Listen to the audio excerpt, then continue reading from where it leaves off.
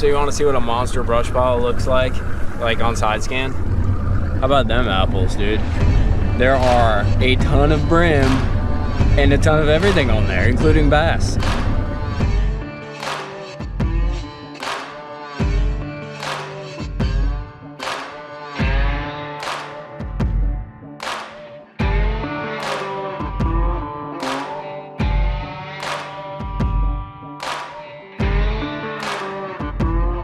So this is pretty classic. This pile is located on an underwater point. You can see on my sea map, I got it highlighted. It comes up a little bit shallower, and we're gonna scan that guy right there.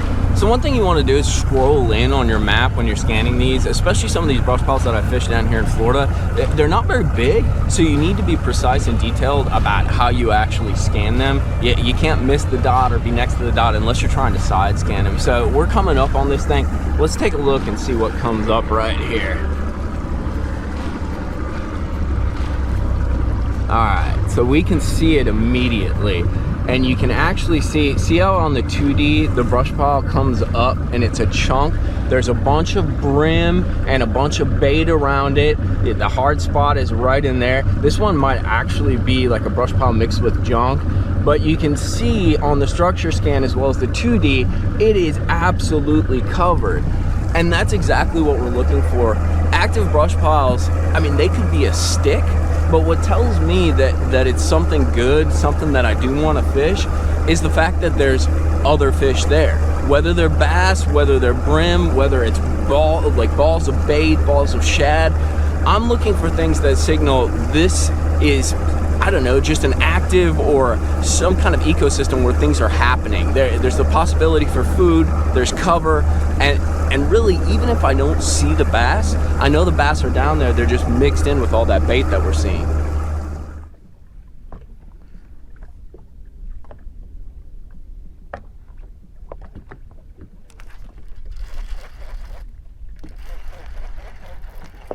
Played with it long enough, buddy.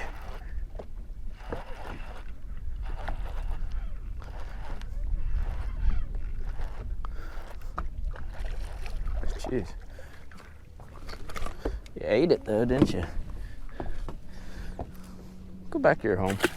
So let's talk about order of presentation, like what baits to throw when.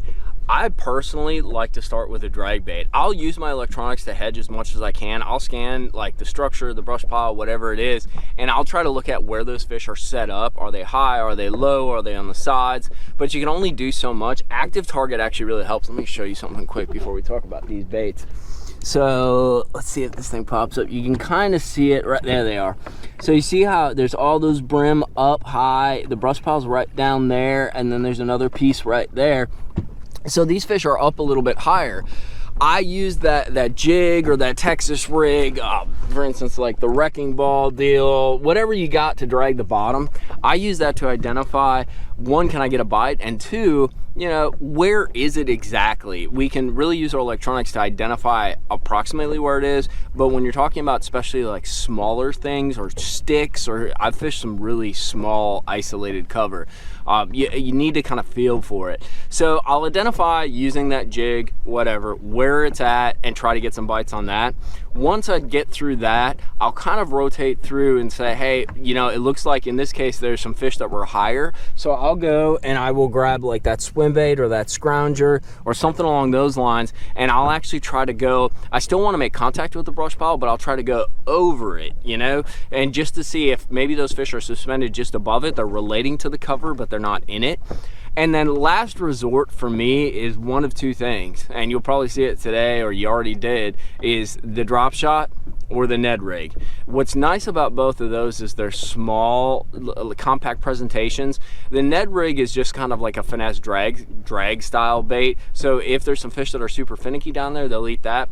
The drop shot sort of has a different dimension because that bait is elevated off the bottom, and that can really give you an idea, or a Carolina rig, for instance, can really give you an idea if the fish really want that bait presented a little bit higher in the water column. But a drop shot's really my last go-to. I'll sling that thing out there, drag it through, or I'll kind of get up on top of the the brush pile and shake it in the brush pile just to see if I can get a few bites. And usually, as long as it's an active pile, I definitely will get bit on that drop shot no matter what. And what's kind of cool about it too, actually, that's another side note, is if there's a lot of brim or a lot of like bait fish on there, sometimes they'll nibble at that drop shot or they'll nibble at that Ned rig, and that tells you that that bait's down there, it's active and it's doing stuff.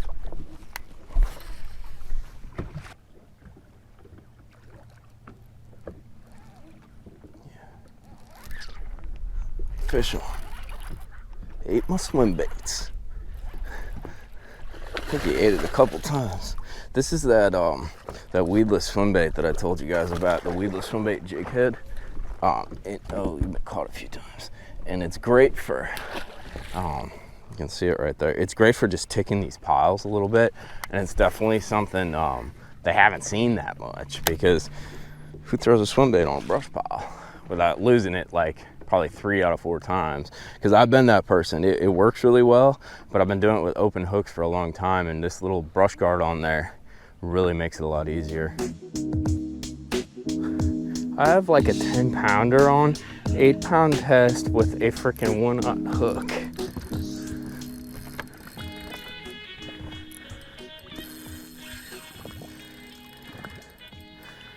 I don't know if this is gonna end very well for me.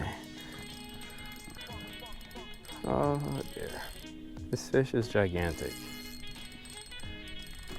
And I cannot do anything.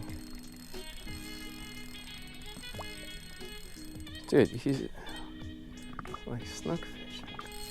Jeez Louise, dude.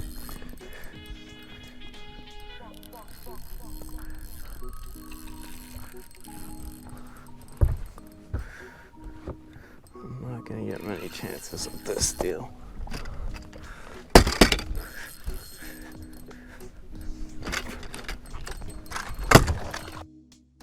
I have no idea what I got on video, but I just landed like what I think is a 10+ pound fish on an 8-pound fluorocarbon, and a whittle.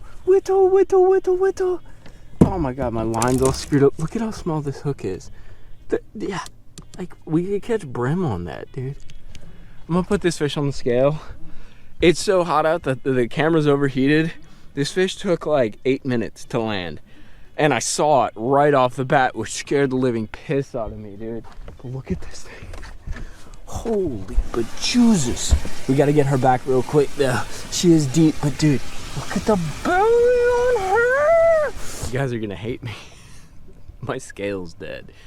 I need to get this fish back. Like I'd love to weigh her, but when you catch bigs, when it's 97 degrees out, dude, you gotta get them back quick. So we're gonna get this girl released alive and happy. But look at this. Look at that mouth, dude. Look at that. All right, let's get her back.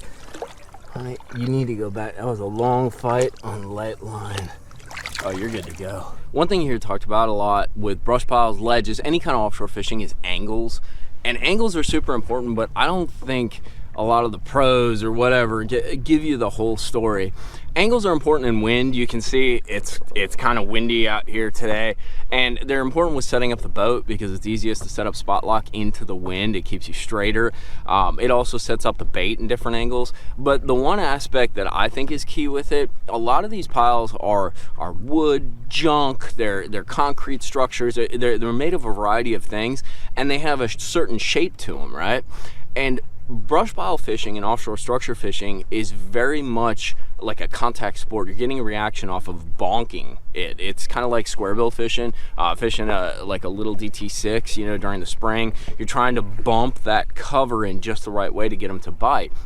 And I think with brush piles, sometimes you might have a limb set up in a certain way, and maybe the wind's like a certain direction, you spot lock in a certain way one day, and you catch them, dude. And part of it's the bait setup, but also it has to do with how you're hitting the cover. Maybe if you turn the boat at, say, a different angle, you're running maybe parallel with that cover, and you're not bonking in it or coming across it. So think about angles, but don't just think about you know, bait setup, or don't think about boat setup. Think about how you got bit, like the last time you were there, or how you feel the cover the most when you're actually dragging your bait through it, and try to set the bait up, if possible, in that same angle, so you're coming across that cover in the same trajectory, in the same direction, so you're making that same kind of contact, that same kind of bonk on it that you made when you were catching fish.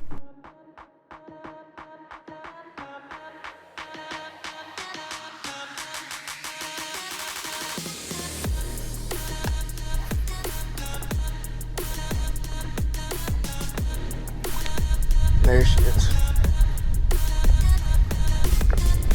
That's interesting. That was actually on the far side of the pile. That feels like a big one. That wasn't actually, oh yeah. That wasn't actually on the pile. It was along the side of it. I just started fan casting around because I missed some bites. And she done ate it. Uh-oh, uh-oh, uh-oh, don't do it, don't do it. This fish is pulling the boat. Come here. Big offshore fish. When I hook them on the hair jig or things with smaller hooks, I immediately like lighten my drag. It's because that hook, it's decent on there, but it's not spectacularly gauged, and some of these fish are, as you can see, gigantics. Don't come off. I think you got it pretty good. Yeah, you did. Oh, you got it right through the nose, homie. Gotcha. That's pretty cool. That was pretty cool.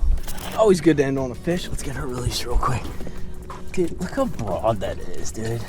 I mean, that is a beautiful specimen of a bass fish. Go back down. All the way down. Down, down, down, down, down. So down. We're gonna wrap it up with that. Try some brush pile fishing. It's a lot of fun, especially late summer when some of those open water pods, they sort of, you can't catch them anymore, and they get tougher to find.